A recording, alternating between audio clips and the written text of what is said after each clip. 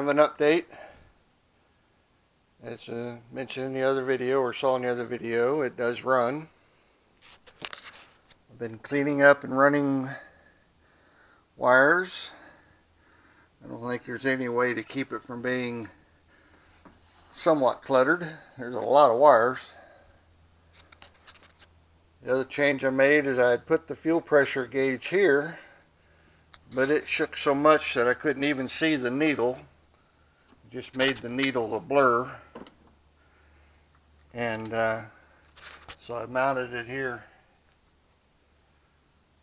on the remote sump, and it gives a much better reading. And I can open the hood and be in the driver's seat, turn the key on, and actually see the needle, because it only pumps for a little while and then it stops when you first turn on the key. So that'll be an improvement. So I've got the wires where I want them pretty much.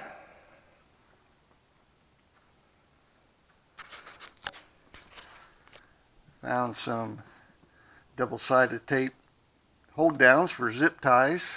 I think that's going to hold up if the heat don't get them. And I've purchased this bracket for the throttle. The only bracket that both myself and my other contact I have that has put a sniper on is they found one that looks a lot like this one, but it cost over $100. I think this one was like $29, but the distance here interfered with the linkage, so I warmed this up and opened that gap up a little bit, and I had a piece welded on here to extend.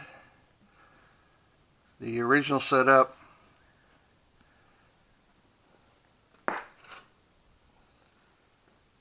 came with these springs to try to pull it back, but there's no hole here, and there's not enough material really to make a hole. So I used the alternate bracket that was for the cable and got underneath and used the old springs for my carburetor setup. And that'll allow me to trim this corner off, because I didn't like that corner or this extension out here anyway. It just looks way too busy. So, yeah, but they've made the Holly or the Sniper just awkward enough bigger that none of the carburetor parts that you would use for cables and things is interchangeable. So at this point, I think I've got all of the main components done. It does run, it is learning, and all I got to do is finish putting up all the stuff I took loose. I'll get my steering column hooked back up. I'm real proud and glad that all my wiring loom connectors that I did to the dash seems to work well. But I still have to kind of pull the column back to get this to clear the tilt mechanism.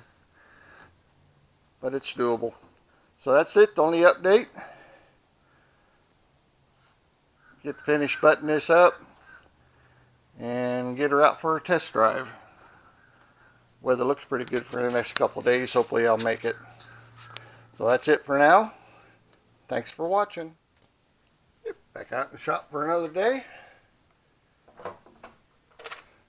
I made the changes on the throttle bracket. Cleaned it up quite a bit. I think I like that a lot better. And since I had the ability and the equipment, I went ahead and just painted it same color as the car. Nice little touch. Got most of the steering column put back in. I get that buttoned up. Go over my punch list a little bit. Weather's nice. Next time for a test.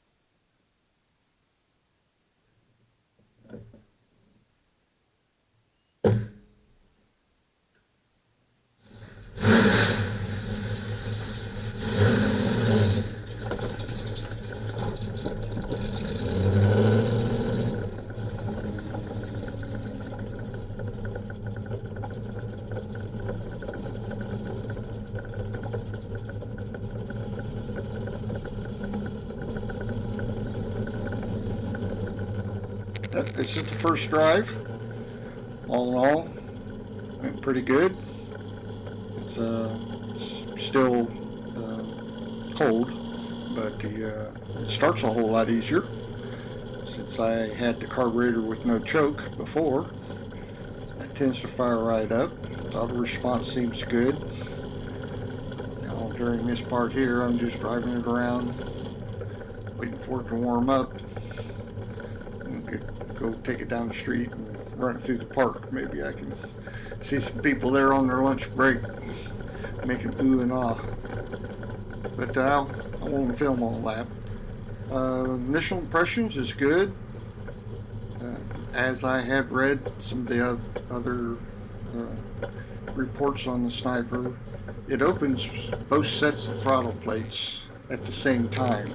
There is a linkage setup I can put in it that will make it like a normal 4-barrel and split the difference, but I don't want to do that until I have it for a while.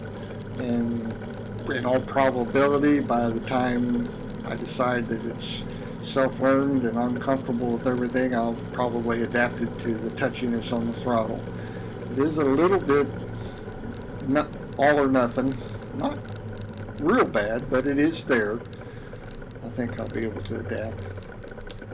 And so the impression so far is it has been really fairly easy install as far as the Sniper itself.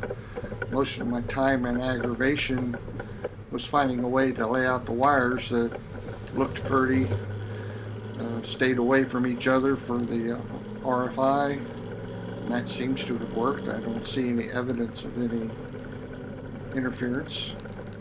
I did move the coil wire to a different location once and it seemed to start harder. I moved it back and it seems to fix, so it seems to be happy where it's at. So that's it, I think, for this. I'll make a few more videos maybe as I get into learning more on possibly tuning it, and definitely if I take it to the dyno.